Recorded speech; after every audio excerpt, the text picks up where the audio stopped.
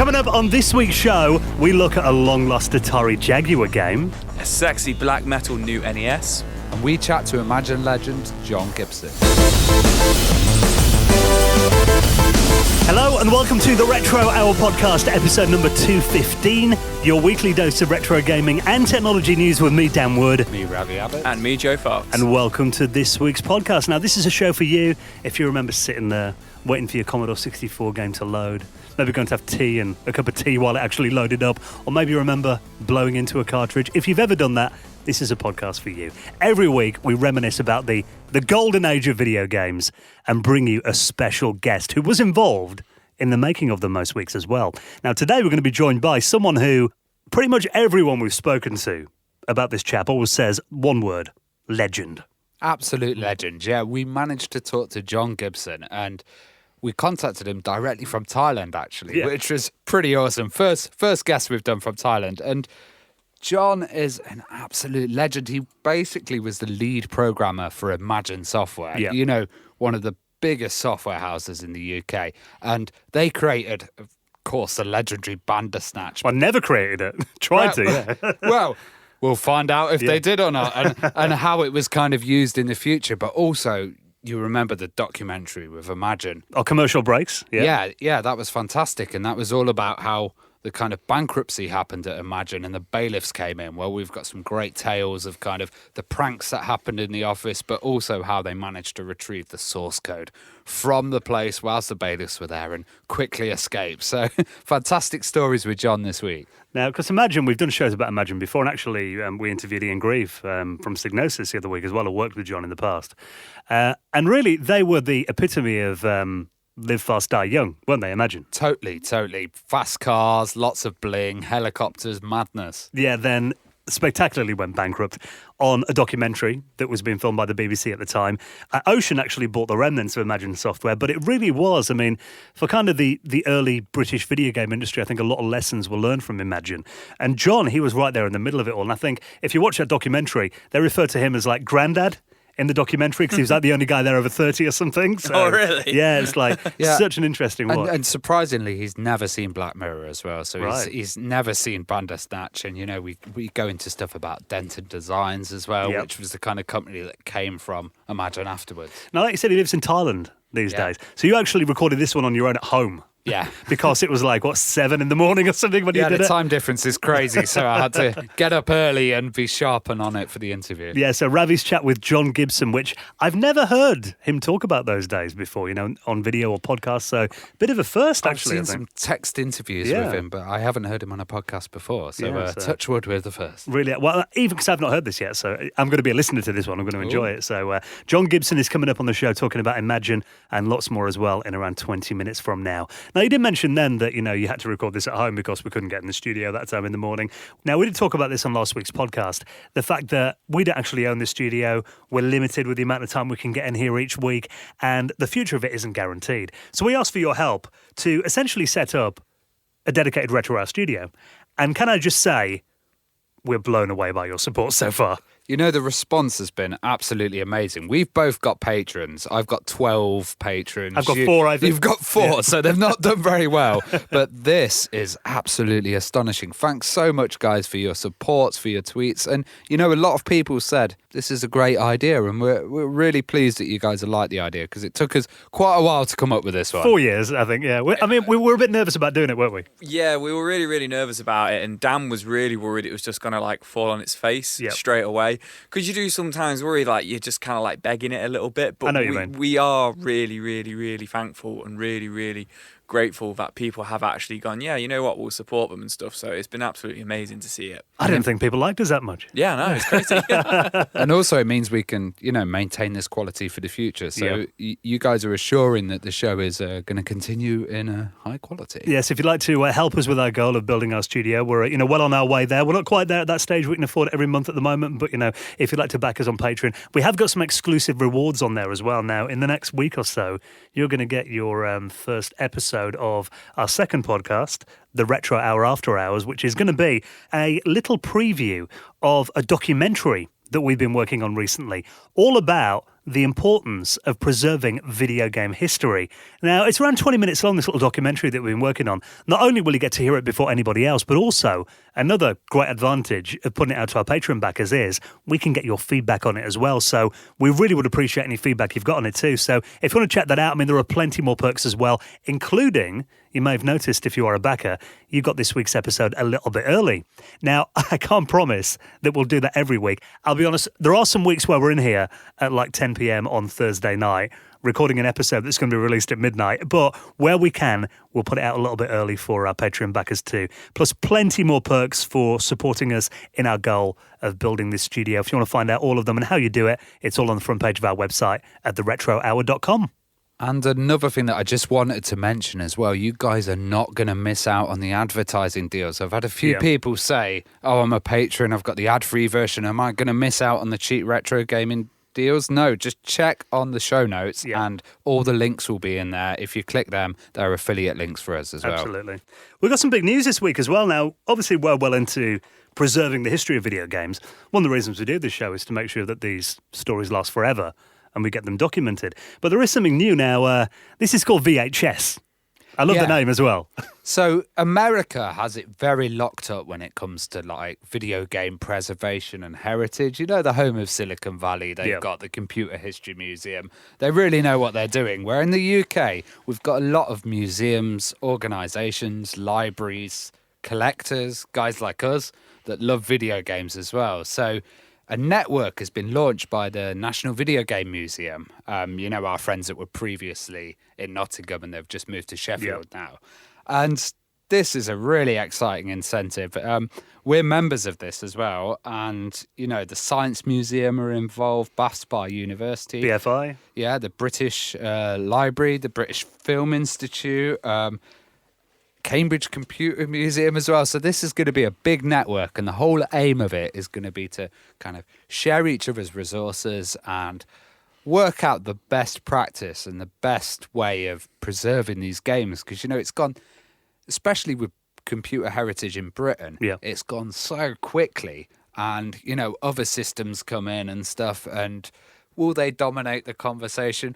Has stuff been missed? Has stuff been put to the wayside? So, you know, I think this is a really important thing for video game heritage, but also for British heritage. And it's called Video Game Heritage Society, so VHS, which I love the initials on that anyway. But I think it's a great idea because, I mean, we've been actually looking into this, you know, kind of outside of this recently, the preservation aspect of things. And because the industry is still so young, it's only like just over 40, 45 years old, really, people really saw how they had to preserve books and movies and that kind of thing. But I think really it actually came quite late in the day with video games. It only seems to be in the last like 10, 15 years that people have actually thought, actually, we should be saving this stuff for future generations. And it's kind of like, you know, I was thinking about this the other day. We can still read a book from like 100 years ago. You can watch a movie from 50 years ago, but often you can't play a game that was only out 15 years ago because it's, you know, maybe the source code's gone, the server's gone. There needs to be an effort to preserve it. It's not in the libraries, or it's not stored correctly. And, you know, I think there's been a movement recently to actually look at the spaces that these games were being played and created. So the Oliver twins, they had their bedroom that was recreated in the gallery, which is just absolutely fantastic because kids would not have experienced the old CRT TVs, teletext. Seen a 70s bedroom even. Yeah, stuff like that. And I think, you know, that's another important point, preserving the stories and the people behind these as well, which is something we've always wanted to do. So it's great that we are, you know, founding members of the VHS, and I'm sure there'll be events coming up over the next year or so. We'll, of course, keep you up to date with that on the podcast. Now, let's get into this week's news stories before we chat to John Gibson. You were very excited about this one. A black metal analog MT. Yeah, so we know the analog MT is like the prime recreation of the NES. You know, it's absolutely beautiful. It plays like 99.9% of the games very accurately. Well, they've created this limited edition NT Mini Noir console. So it's jet black. Yeah. And it's shiny. Oh, yes, but they've improved the cartridge slots, updated the interface, but they've also got gold-plated IOs. which is fantastic. Now, there's this article here with a picture of it on Gear Patrol. I love the fact that now it's saying there's no need to hide it when the guests come over now. Because it actually looks like something that you would be proud to have on your TV. It looks like a new piece of technology. Yeah. Like it's some sort of like, oh, what's that? Is that your like digital set-top box? So, like, you know what I mean? Oh, like you're fancy. Streaming or something. You're like, no, it's my Nintendo. But I can play Duck Hunt in 8K. Yeah. It looks like the PlayStation 5 prototype. Yeah, it does, doesn't it? Yeah. No kidding, actually. So at the moment, these are limited edition. So these are going to be, I mean, like anything like this, they're going to end up being collector's items, aren't they? Yeah. Yeah. Oh, yeah. So you can order them now, apparently. So I think that's really cool. I mean, I haven't got an Analog NT, but I know Analog, obviously, they did a lot of different systems over the years. We had the Mega Drive recreation, a company that have actually got a really good reputation for recreating these classic systems with a lot of love and attention as well. And apparently, they play them really well from everything I've read about them. So it's cool that they do stuff like that just for the fans, something that's a little bit different as a thank you, I think. Now, the Atari Jaguar is another system that I'm a big fan of. And I always love finding out about unreleased games because, I mean, as a Jaguar collector, it's a bit of a blessing and a curse. So I often look through, like, say, lists of games that were going to be released on the Jag. And then you kind of get after about late 1994, early 1995, and it's a list that generally says cancelled. Everything that was meant to come out on it just got thrown on the shelf. But over the last, couple of decades, we've seen a lot of games that were maybe actually quite close to completion. Either the source code gets released or people make videos about them or the developers that worked on them kind of talk about them and give a bit of information on them. So there's been a bit of news this week then about another long-lost Atari Jaguar game. Yeah, so this title was for the Jag, and it was a kind of cyberpunk roleplay game. Right. But it was really using the Jag's hardware, like really pushing the kind of video on it and the capabilities and stuff like motion capture and digitizing people as well. But it seemed massively late on in the kind of game. I was going to say, it does actually look like, a half-decent PS1 game. Right. Which you can't say about many Jaguar games, in my opinion. No. So how late are we talking here? It was kind of 1994. Yeah. They were saying. But, a lot of filming got done for it. And it was by a company called Black Ice, and it was going to be called White Noise as well. These guys, there's a picture in this article of the Black Ice White Noise team posing in front of the Batmobile outside Atari's headquarters. And these guys look like they could have been in like a mid-90s hip hop group or they something. They look like something out of The Crow. Yeah, that's it. Yeah. All kind of like Michael Jackson as well. Yeah. Do you want to play the sample of it, Dan? All I know is, when I'm finished here at the end of the day, I'm supposed to be able to leave, and I can't. I can't get out of here. There's something very Night Trap about the... Yeah. He sounds like Ren from Ren and Stimpy. So, as you can tell, it did have that bad 90s FMV kind of acting and voiceover, but it was going to be a full open-world adventure title, explore an entire city, have different inhabitants that you could interact with, and this is ages before GTA 3 as well, so really interesting, but it seems that the Atari executives never really got it, and went out and spent most of the money on drinking. So check out this article, and it's got lots of details about the full story of this crazy game. Because it looks good. I mean, there is some gameplay footage of it in here as well. Like you said, it's kind of that 3D kind of open world, third-person game where you can walk around. It's like a mix of a PS1 and a Sega CD game. Yeah. Yes, like with the that, FMV bits. Yeah, that's what it kind of feels like to me looking at it. Well, it was on the cusp between those systems, wasn't it? Yeah, Which makes sense. And I mean, there are games on the Jag that there's Highlander is on the Jaguar, and that is it's a terrible game because the fighting mechanics are really difficult to grasp. I want to play it now.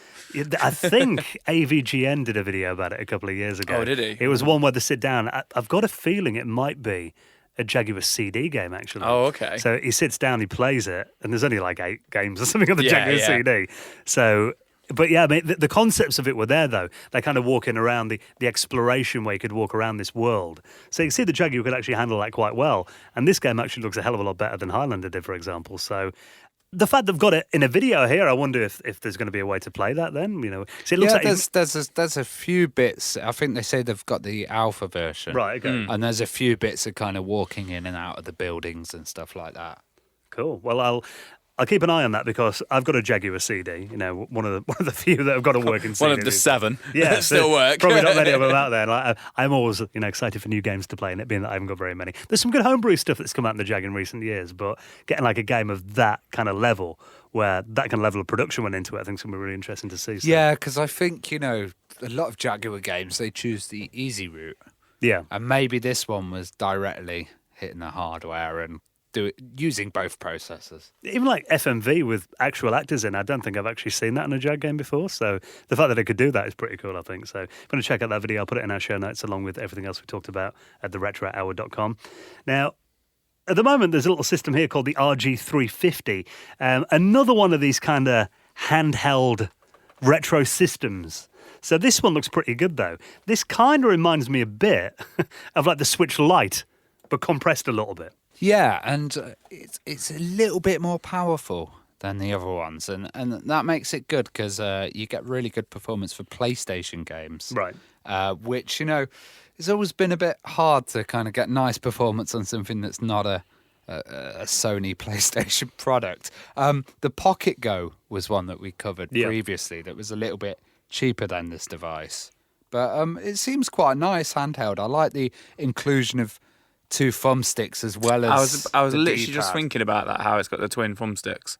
And not many of these do actually have that. And then they're like, oh yeah, it's PS1 games. And you're just like, yeah, how? But yeah, no, it's got like a slightly nicer build quality from the look of it, from a few that we've kind of covered in the past. Yeah, because they were saying the Pocket Go thumbsticks were too short and they were useless pretty much, but these thumbsticks are almost perfect according to this article. So. What kind of systems can it emulate then? I mean, it looks like there's PlayStation games and stuff on it as well. Pretty much you'll be able to do maybe Dreamcast will be a bit laggy, but you'll be able to do your N64, your PlayStation, all the kind of stuff that you could do on one of these like Raspberry Pi portable handheld devices. That's good though, because I haven't actually got any of these kind of recent handhelds. Mainly for the reason that I don't see them out and about. I think if I walked into like Game and saw one of those for like 40, 50 quid, I'd be tempted to pick one up. But I've got my Switch, which I generally use.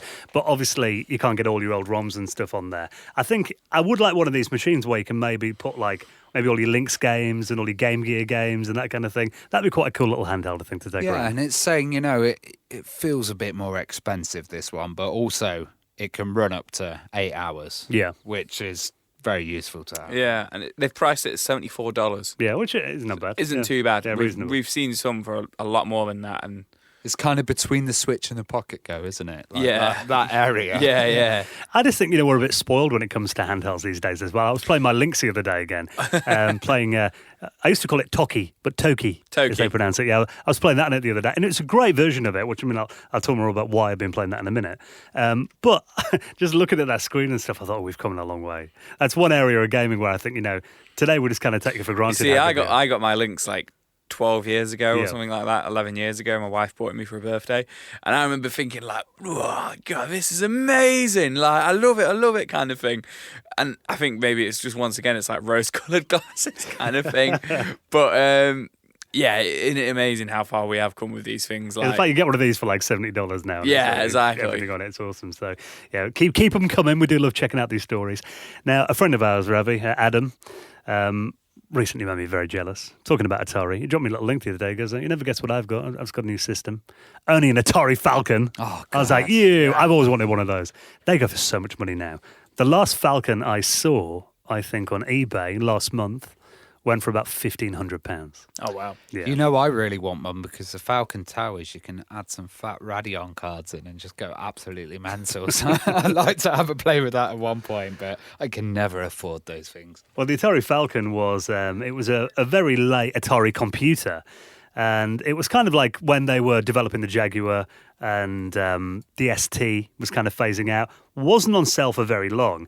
But one thing that the Falcon was actually, it was continued by an audio company who kept it going just because the Atari ST was standard in the audio industry. I mean, you look at stuff like, there's a video on YouTube of Fatboy Slim Yeah. talking about, it's with Bose, I think, and he's talking about his home studio and that. In the background, there's still an Atari ST there that he uses in his productions now wow. to get that gritty old school And sound. he's running Funk Soul Brother on it as Yeah, well. he made all on those the tracks, didn't he? original Atari as well. And Utah Saints, who we had on, I mean, they use EST for a lot of their tracks too.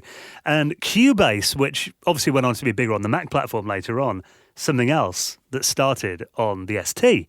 Now, there's an article here on Music Radar talking about that kind of early music production software. Yeah, the digital audio workstations. DAWs, basically, yeah. And, you used to have sequencers and you used to have trackers, but the digital audio workstations were the ones where you really had the sequence in there, but you had the editor, you had absolutely everything. And those DAWs are basically leading on to stuff like Logic, Ableton Live. Now, the reason that we're talking about this is you think, this isn't a music podcast, but the ZX Spectrum Next is now a digital audio workstation, which is crazy. They've got 3 sound chips in the Spectrum Next, and they've released a program called NextDAW.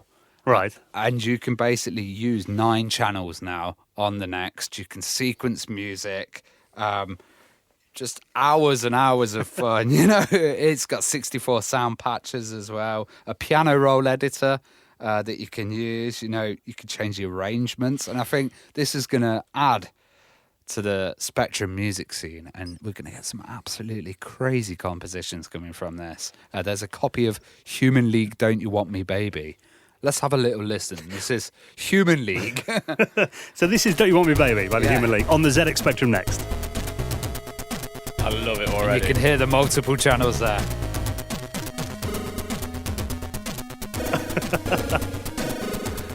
Everyone's head's nodding around the table. I'm throwing up some gang signs, apparently. No one to mess with you if you had this, Joe. Oh, yeah, no. You need this in your band. But doesn't I it do sound need this in my band. Gritty. Doesn't it sound like a lot more depth in the tune? Here's a lot going on there. This is like how many channels? 9. 9 channels. That's crazy. I need to get Norman Cook at the Spectrum Next. Oh yeah, he'd do all I sorts was of- quite disappointed that it got turned off then. I'll send you the link, Joe. You can Thank play you. it at your own leisure. Thank you very much. But it's quite, I mean, the Next has only really been in the hands of like fans for like a couple of weeks. So yeah. So great that this development software's out there.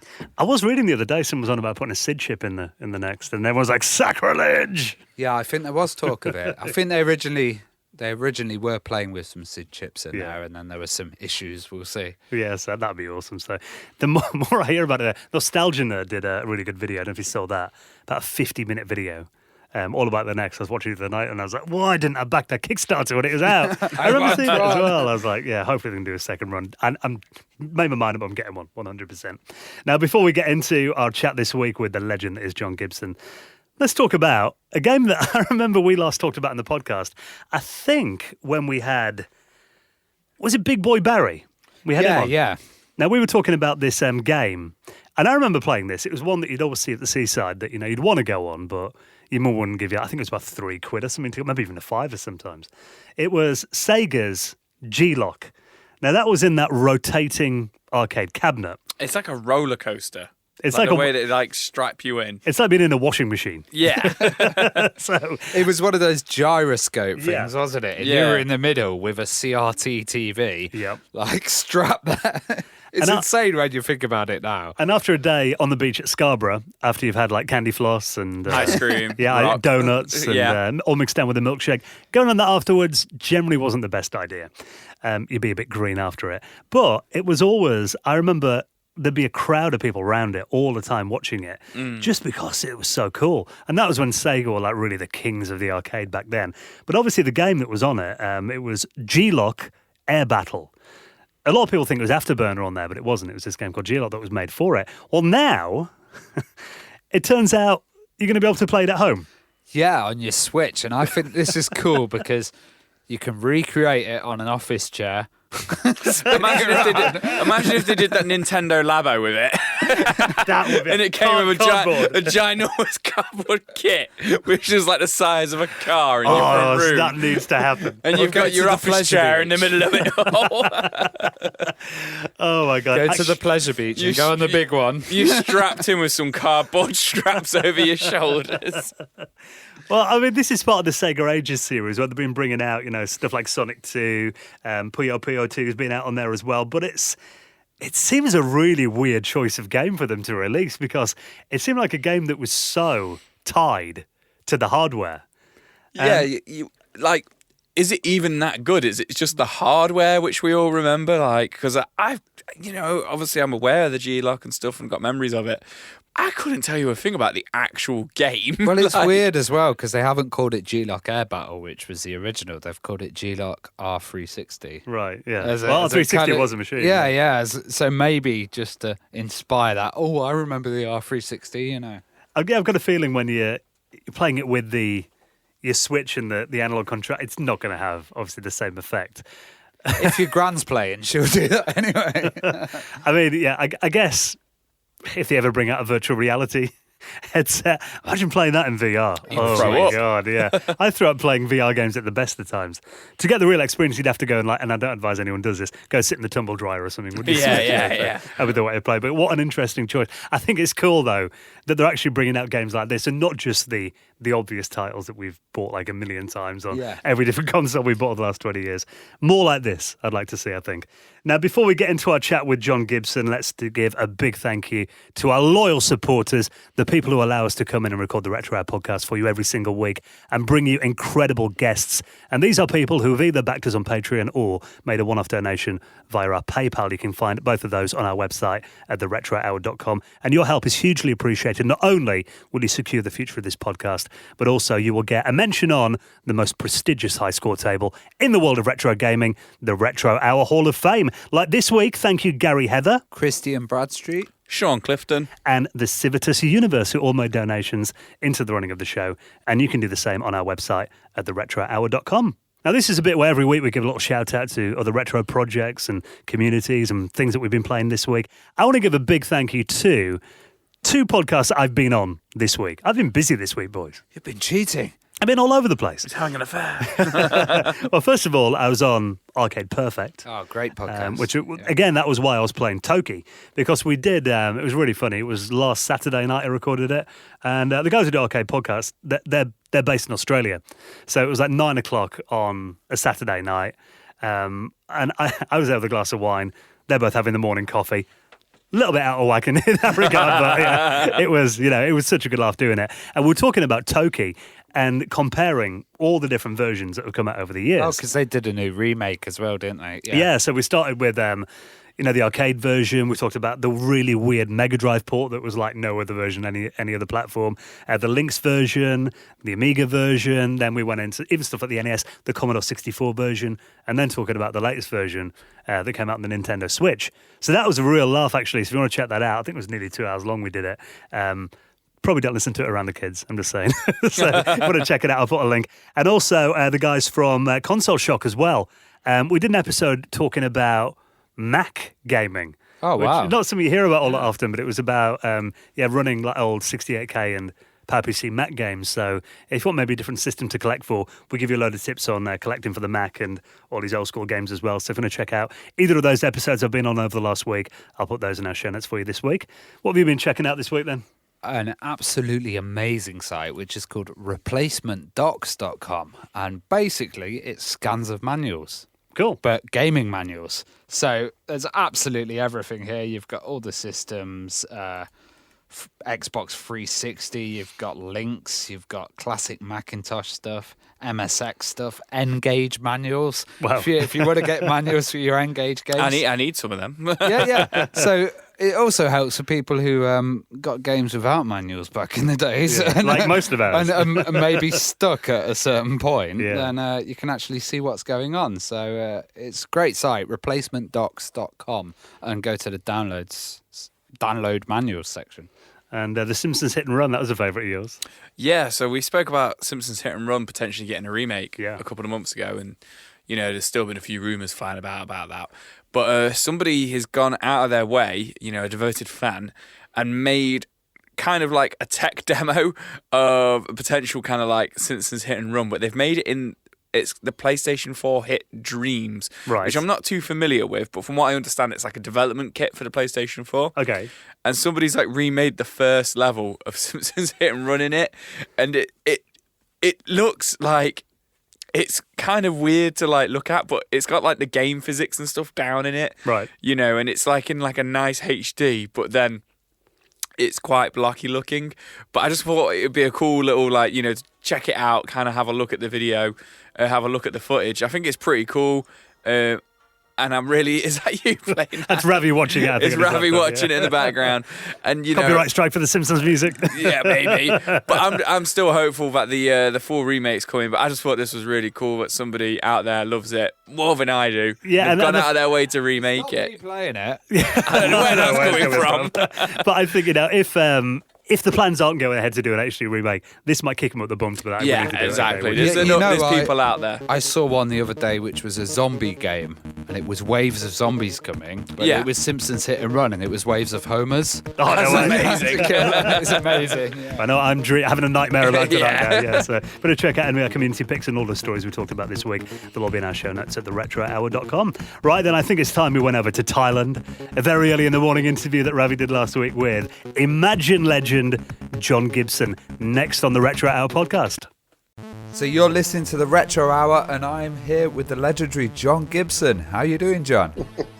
I'm doing fine, I think. A bit hot, but yeah, I'm doing fine. Well, we always ask a question of our guests first, and that is, what was your kind of first video game experience, or the first time you like experienced some interactivity? Well, that would have been a long time ago, like 82 or something like that, when I bought myself a ZX81. Wrote my first game, which is called Fly in a Bottle. It was a little asterisk that was randomly moving around the screen, and you had some graphics that represented a bottle. You had to catch the fly in the bottle. Nice. It wasn't easy. Yeah. Was that the machine you learnt to code on then? When I got that, I started writing some stuff in BASIC, and it was so bloody slow, it was unbelievable. So I had no choice but to learn Z80 assembler. So I guess that was the first game I wrote in Z80 assembler, yeah. And was there like a instruction manual or a kind of a essential book that you used to learn that Z80 code? Yeah, there was. I came across a book called How to Program Your ZX81 in Machine Code, and I guess that's how I learned it. I didn't have any like an editor or a compiler or anything like that. I had to write out the instructions in hex on a piece of paper and then type them into the machine in a REM statement, and then run it. And you couldn't save the game on ZX81; it was too unreliable. So every time I wanted to play it, I had to type it in again. My gosh, but that kept it efficient, right? And that was why people wanted programmers in that way. Yeah, I mean that's how I got my job at Imagine, because I was a machine code programmer, and they were a very rare breed in those days. Well, how did you find out about Imagine? Like, did you have previous knowledge of the company? No, well, I was doing an analyst programmer course in Liverpool. It was back in the day when the government tried to retrain people with TOPS courses, they were called. I did this course, and I was about 35, and they said, you're a good programmer, John, but you'll never get a job because you're too old. Too old at 35, anyway. So I went for an interview for a job, a business machines company in Liverpool, and I was interviewed by Ian Hetherington, Ian Hetherington of Signosis. Yeah.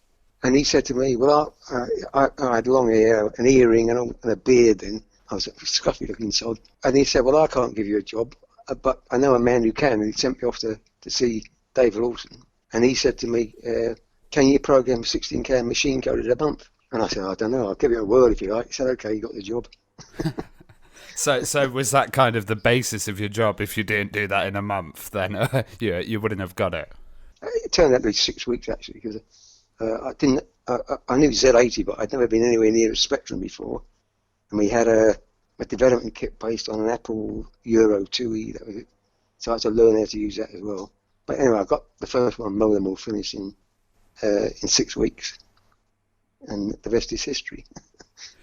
Wow, so yeah, you had to kind of learn these other machines because they would be porting to them as well. And did you find that really exciting, actually, kind of looking at these new machines like Apple? Oh, yeah. Well, as far as the Apple was concerned, it was just a development environment. So I didn't really have to learn much about that. But also I had to learn about the innards of the Spectrum. But the thing was, I was doing something I really, really enjoyed, and I was getting paid for it. So that's the best sort of job you can get in the world, isn't it? Well, also that place was like really buzzing at that time, Liverpool in the 80s, with the kind of staff around. And like you said, very young staff. How did you feel kind of being the older guy going into a very young space? To be honest, I didn't really think anything of it, although they did used to call me Grandad, because they were in their 20s and I was in my mid-30s. But it was just a joke. It was great. It made me feel younger, I suppose, that's the thing. But actually, imagine there's 3 offices that just, as they got bigger and bigger, they moved to a bigger office, but they didn't bother to get rid of the one there before. But finally, they ended up on the Moorfield station, I think it was. Enormous, had 2 floors, enormous floors, and they just always looked half empty because there wasn't enough people to fill the space. But yeah, there was lots of hijinks. Like it was a marketing manager had an office, one of those glass partitioned office, and Eugene Evans crawled up into the ceiling and took a tire out and emptied the contents of a fire extinguisher on him. He wasn't very amused. But that was the sort of thing they got up to. It's crazy, really. Were all the kind of separate teams then in separate offices or different departments? Not really. I mean, there was a couple of guys, Steve Riding, and some other guy whose name I can't remember.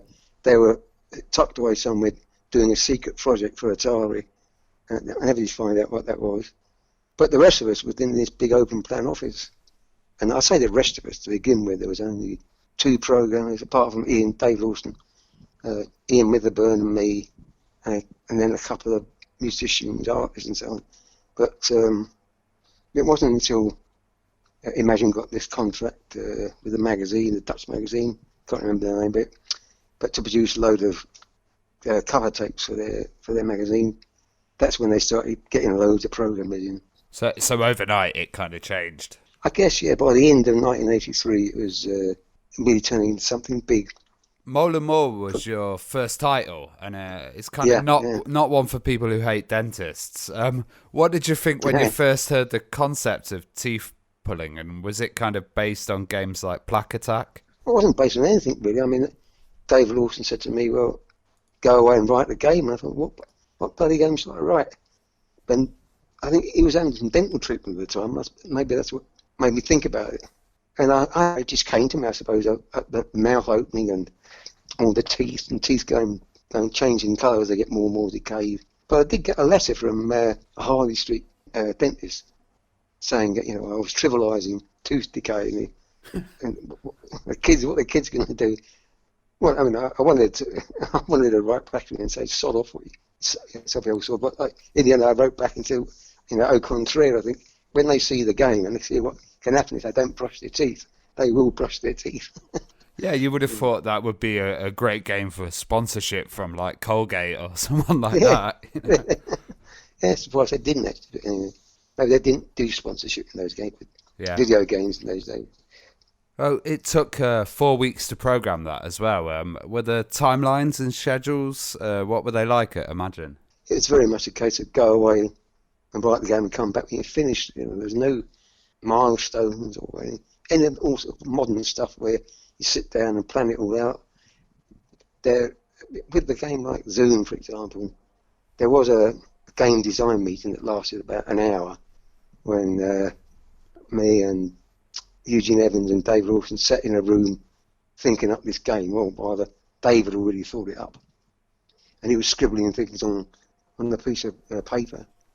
And when he'd finished scribbling, he said, well, go away and write that and come back when you finished it.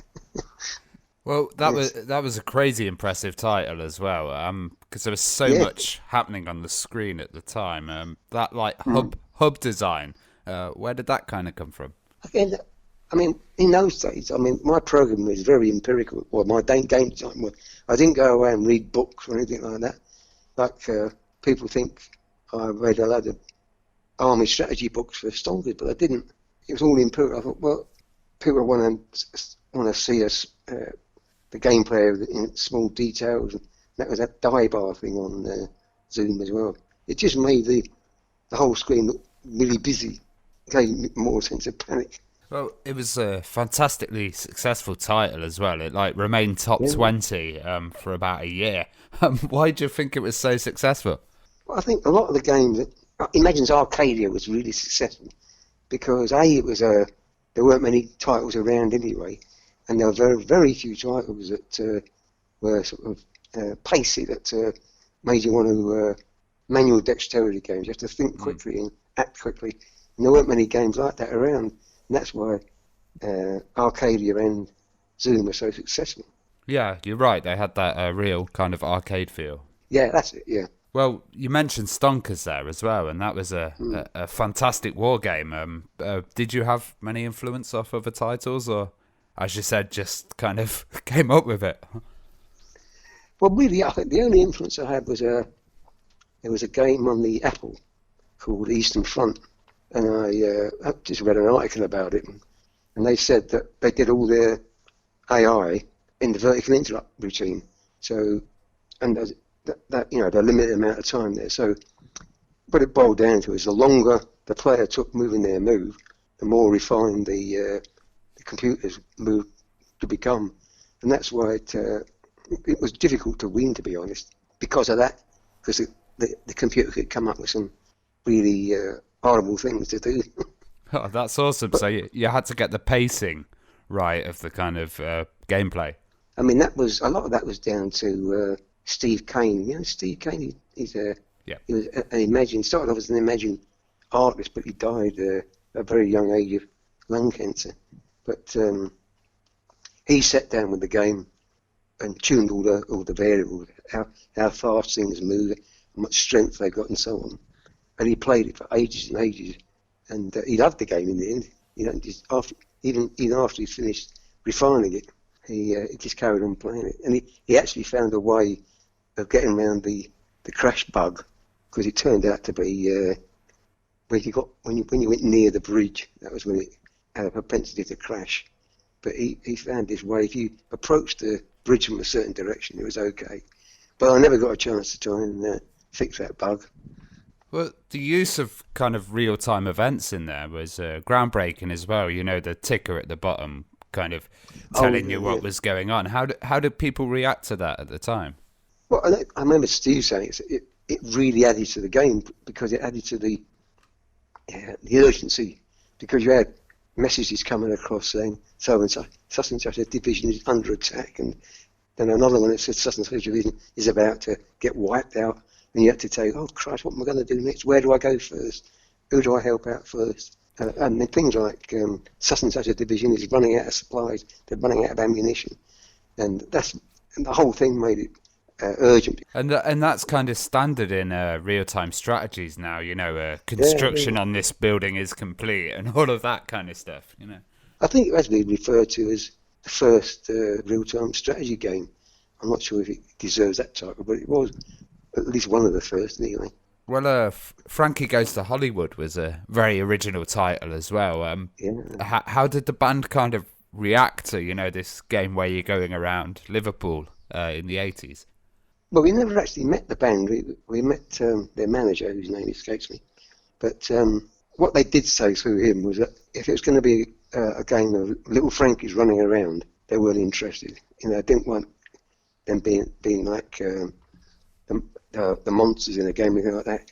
But then Ali Noble, one of the Imagine artists, came up with Denton's artist, sorry, came up with this idea of using Frankie Goes to Hollywood's sort of philosophy, I suppose, with the sperm and they had four things. I can't remember the details of it, but they had a philosophy, Frankie Goes to Hollywood, and she thought up an idea of using the object of the game was to become a real person.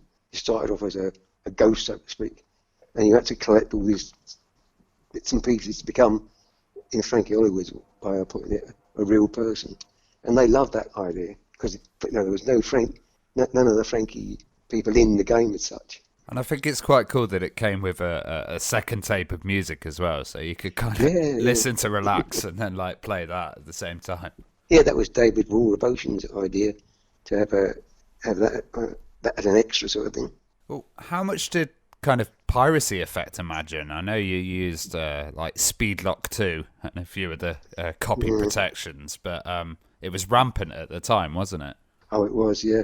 I mean, you could go around markets like car boot sales and stuff like that, and you'd find copies of games all over the place.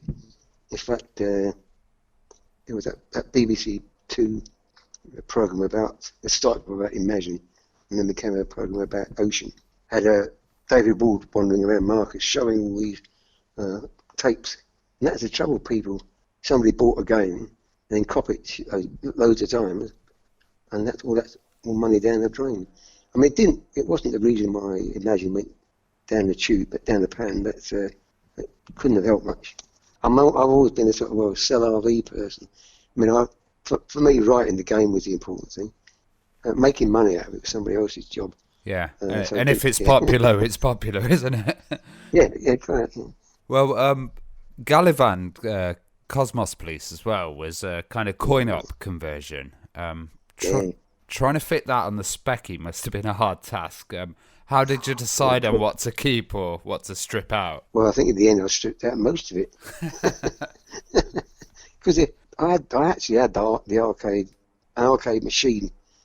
Ocean had one sort of sent to the flat I was living in at the time, so I could play the game in order to write it for the Spectrum. And the first time I played it, I thought, how am I going to put this on the Spectrum? It wasn't a particularly good conversion, to be honest, because of that very reason. But Ocean were quite happy. They didn't pay me lots of money, so I'm not complaining. Also, kind of, Imagine we're known for like flashy cars as well, and you had a Porsche 902. What did you think? What did your friends think of it when you kind of pulled up in that, and they told them it was because of programming? Well, yeah. I mean, a funny story was in a multi-car pile-up on the M5 when I was driving this Porsche. Nothing to do with me. Somebody stopped in front. I managed to stop before I hit the plate car in front of me, but the guy behind me didn't. Anyway, the police came along, and they said, "Is this your car?" I said, "No, it's a company car." He said, "Christ, what sort of company do you work for? They give you Porsches." I said, "I program games." Oh, he must have thought that every games company gave their Porsches away to their programmers. Yeah, because it's legendary seeing all the pictures of like the old supercars and the Imagine crew. Well, that was it. I mean, that's really what led to the Imagine's demise. To a large extent, they had all this money and they just spent it for fun. Dave Rawson got himself an American Express card, would you believe, and went to a Ferrari dealer. So, I want to buy a Ferrari with an American Express card. Oh, that'll do nicely to you. Well, they'd also proposed the Mega Game series, which was developing games to really crazy levels with a 128K RAM expansion. What did you think about when you first heard the Mega Game plan? Well, I thought it was great because with all that extra memory or ROM, you could put loads of juicy graphics on it. The trouble was the artists went bananas and they used it all up in no time at all. By the time Imagine went bust, the game was in a state where it had to be started all over again. The official receiver said to me, "Is the game worth anything?" And I said, "Well, honestly, I don't think so, because the development hasn't gone very far, and it'll have to be started again." Well, I remember Bandersnatch was one of the incredibly hyped titles with those kind of progress diary-style adverts. What happened with that game then? Well, that was it. That was a game that was supposed to come out on the Spectrum, but didn't because Imagine went bust. And even if it hadn't gone bust, I doubt very much if it would have gone out, it would have taken a long time to develop. Plus, the cost of it would have been ridiculous. It would have cost as much for the game as a bloody computer that's going to run it. How much of it was made? Well, the game engine was there. I mean, it's the same game engine I use on Zoom, and I just refined it quite a bit. And there were some really good graphics. There was a giant worm. It all took place in dome cities, and there was a mine underneath the dome cities. And and there was a giant worm there. Like there was a film about that, wasn't there? Anyway, and there was a fat man, and they were all line drawings, almost like pixel graphics, but they're beautifully drawn by Ali and Steve and some of the other artists. But you know, they had loads of frames of animation of these giant sprites, and although the render engine could handle it, the memory couldn't. So it ran out of memory almost before we started it. The game itself was never intended to have an ending. It was like you just explored the environment. You met people, and you spoke to them with via speech bubbles, and then they might say something like, "Go and have a look at so and so," or go and talk to so and so. I think maybe you would have gone off looking for certain useful artifacts, but it was basically a never-ending adventure. But it never ended as far as being written was concerned. Well, Charlie Brooker's taken it to a kind of legendary status with Black Mirror. What did you think about that episode? And kind of, I haven't seen it actually. I haven't got Netflix, and my son had it, but by the time I got round to saying I'll take a look at it, he got rid of it. You know, he wasn't using it, so he stopped. So I haven't seen it at all. But my son keeps saying to me, "They've written a film about you, John." I said, "Dad, it's not really about me. It's about that time, that Bandersnatch time." And after all, the movie, it was a young guy, not the old guy that I was in. Yeah. Well, what I'll have to do is I'll probably have to lend you my login of Netflix, because it is so fantastic, and it kind of takes you back to that time period. You know, they recreate the 80s W.H. Smith and stuff like that. Really? Yeah. So it's really good, yeah. And you pick what to play on your cassette player and stuff. I think you'd like it. What I couldn't understand is why anybody would want to make a film about that, because it's not exactly a national sense of, I'd say, music. Paul McCartney, iconic, but it's a very limited audience, I would have thought, who would be interested in a film like that. But I think we had Charlie Brooker on the podcast, and he actually said, you know, all these TV shows take you back to like beautiful paradise places, or Hollywood, or, you know, Miami in the 80s, and he wanted to go to dull grey Britain in the 80s. Take people somewhere differently. Certainly did that. Yeah. Well, did Imagine ever get visits from like the hardware owners or creators like Clive Sinclair or Alan Sugar or anybody up at the top? Not that I know. I mean, if they'd come, they would have seen Dave and Mark. So, as far as I know, no. Although maybe, no, I don't think. I'm going to say maybe they might have got in touch with Sinclair because of the add-ons for Bandersnatch, but no, that there was an in-house engineer who designed all that. So, no, as far as I know, no visit from hardware royalty. Well, how much did you know about the demise of Imagine, and could you see it coming? Well, no, that's a crazy thing. It came as a complete and utter surprise to me. I think most of the people other people knew about it, that Imagine was nearly on hard times. But I was so busy writing Bandersnatch, I was just in the world of my own. I didn't even think of anything of the fact that 1 month when we got paid in cash, because Dave Lawson and Mark Butler had gone round all the cash machines in Liverpool to draw up enough cash to pay everybody. It wasn't until the official receipt, or the bailiff set turned up, that I realised something not very nice was happening. Well, there was that legendary documentary where they actually filmed the bailiffs going in.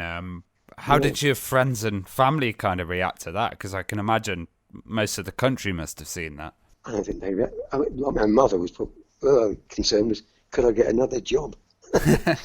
Typical of a mother, isn't it? But I mean, getting a job, that wasn't a problem. But no, I don't think. If anything, people were sort of jealous because I've been on the TV, albeit in not a very nice way. Well, I hear you and Dave Lawson did a kind of daring raid on the office to get the source code for Cyclops and Bandersnatch. Well, it wasn't quite that. It was actually Eugene Evans and I. We wanted to get our development kits out of the office so we can take them to Dave Lawson's house in on the Wirral, so we could carry on writing Bandersnatch. That was the idea. But the bailiffs wouldn't let you take anything out of the office. But Eugene and I managed to grab these big development kits and run to one of the back doors. I think that somebody spotted us going out, shouting, "Oi, come back!" So we carried on, went through the door. Then there was toilets out. We went in the toilets, went in a cubicle, stood on the toilet seat with the development kit in our hands and waited until they'd gone away, because they came in, they had a look in the toilet, couldn't see us in there, so they went out. And then we ran down the stairs, and Eugene put his kit in his Lotus, and I put my kit in my Porsche, and off we went. And was it quite a big kit as well? Well, yeah, it was a Sage 4. It must be. I don't know. It's like 6 inches tall, about a foot wide, and about 18 inches long. And it's got a metal case. It was bloody heavy. It had an old-fashioned hard disk, which was very heavy. Well, how did you go about forming kind of Denton Design? And was there a sense of there's still work to be done after the collapse of Imagine? Yeah, well, after the collapse of Imagine, we all went off to all the programming and artists, and we went off to Dave Lawson's house on the Wirral. He had quite a big house, and we carried on working. I mean, in fact, I was put in a room and told to get on with it, and everybody else was told, "Don't disturb John. He's got to finish writing the game." Anyway, everybody got a bit disillusioned about it. We were supposed to be all going off to California to write the game for Atari, and that never came off. So eventually, I think it was Steve Kane and Ian Weatherton decided enough was enough, and they had the idea of Denton Designs. They wanted me and the two female artists, Karen and Ali, to be their employees. But I said, no, if you're going to start a company, I want it to be my company as well. I'm not going to be another employee. I want to have some control over my future. So anyway, we all formed it, except for Ian. Ian didn't want that. He wanted to have his own company. He wanted to get his BMW back and all the rest of it. So in the end, he jacked it in before we started. So there's just me, Kenny Everett, Steve Kane, Ellie Noble, and Karen Davis formed Denton's. And how much of the Bandersnatch and kind of Mega Games technology got like passed on, or engines? Well, the Bandersnatch engine was used for Gift from the Gods. It was also used by David Olsen, by Psygnosis, the very early Psygnosis, for Braticus. I think it was Braticus. And it was David Olsen, he had my code, and he knew that it was being used in Gift from the Gods, and he threatened to sue us for plagiarism. And like I said, what do you mean plagiarism? It's my code. But anyway, nothing ever came of it. So there was 2 games, one on the Amiga, one on the Spectrum, using the same engine, my engine. And was that your favourite project at Denton? I think it probably is, yeah. I mean, that and Frankie Goes to Hollywood. But yeah, I think it was my favourite because all that work I put into that Bandersnatch engine wasn't wasted, and it worked really well. All the graphics that like Ali Noble did for Bandersnatch, she did the same sort of thing for the hero in Gift from the Gods. Well, you mentioned Psygnosis a lot, and you kind of went and did some work with those guys as well. How different was the culture from Imagine? Well, a lot different. It's a bit saner. And by the time I joined Psygnosis, it was a fairly big company, and it had sort of managers and gophers and stuff like that. So, but the first time I had a job interview, if you like, with Psygnosis was very soon after it was formed with David Olsen and Ian Ellington. all they could offer me was write a game and we'll give you some money when it's finished and sold. I thought, I can't do that. I can't live on fresh air. So I ended up working for a company that Steve Kane and Kenny Everett formed, and a few other like Microprose. Just a lot of freelance work, and freelance work with Ocean as well. Eventually, I wrote to Ian Hetherington at Psygnosis and said, oh, give us a job, mate. You know? Anyway, I went and saw him and he said, yeah, you can have a job, John. And that was it. Started working for Psygnosis. You kind of got into a new world with Psygnosis because it was the CD-ROM world. So you worked on Microcosm, which was one of the early CD-ROM titles. Was that a challenge coming from machine code? Oh, that was written in machine code as well. The FM Towns that it was developed were written for. It was a PC effectively in FM Towns, and Fujitsu wanted us to use their libraries, if you like, to write the game. We said that's impossible. The game will crawl. You can't do it like that. So we had to do it in machine code. So I said I need a lot of all the documents about the hardware.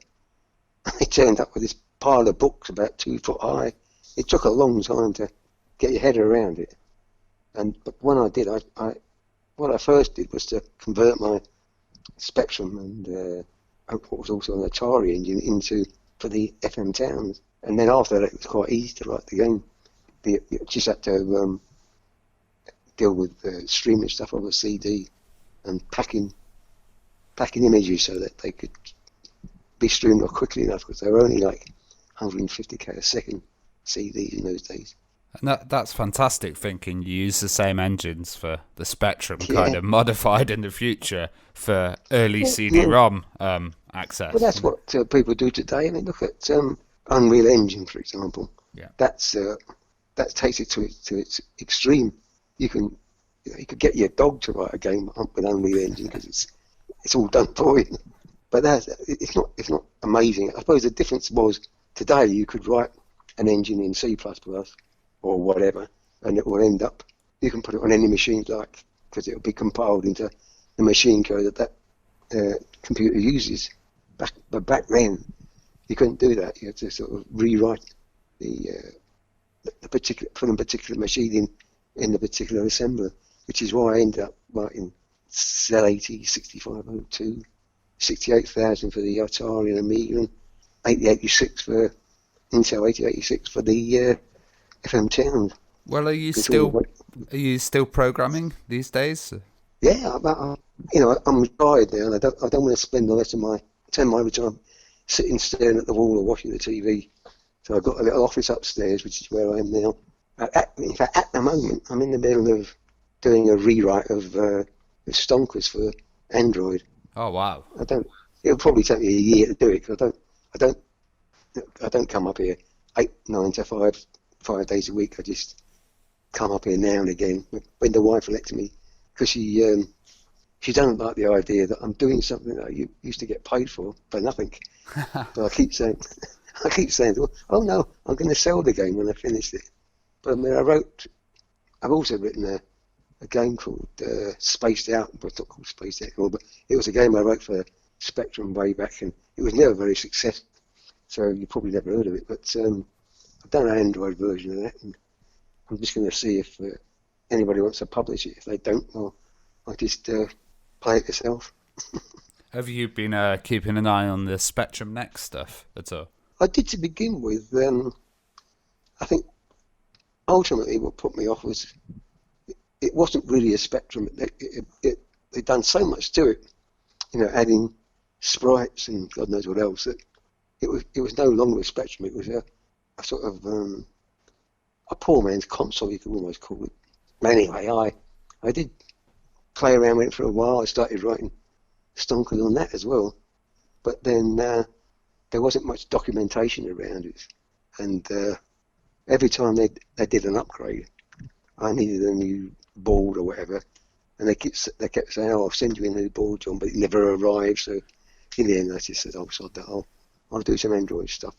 Yeah, it's hard being a early adopter, isn't it? Because you get none of the documentation, you get none of the support that's maybe in a year or so will be there, you know. Well, I think as well, I don't know if it's still the case, but I heard that the Spectrum Next wasn't going to go out until a general release. It wasn't going to be stuck in shops that the general public can buy. It was just going to be for the people that sponsor the project. Yeah, I think that's the case, and then they're going to try and see if they can get it out into the public. Yeah, because well, I thought, well, if I write a game for it, only 10 people are going to see it or play it, and I can't make any money out of it. The idea was to be, to do it for the fun of it, sort of thing. But I mean, I did it for the fun of it for like 35 years. I don't want to do it for the fun of it anymore. Yeah. Well, it's been fantastic talking to you, John. Thanks for coming on this week. It's fantastic that I haven't had to say, I can't remember that, because I really thought I would. But I suppose it all comes flooding back when people like you, start talking to me about all those times, all that time ago, all the memories flood back. And it was a great time, a great time.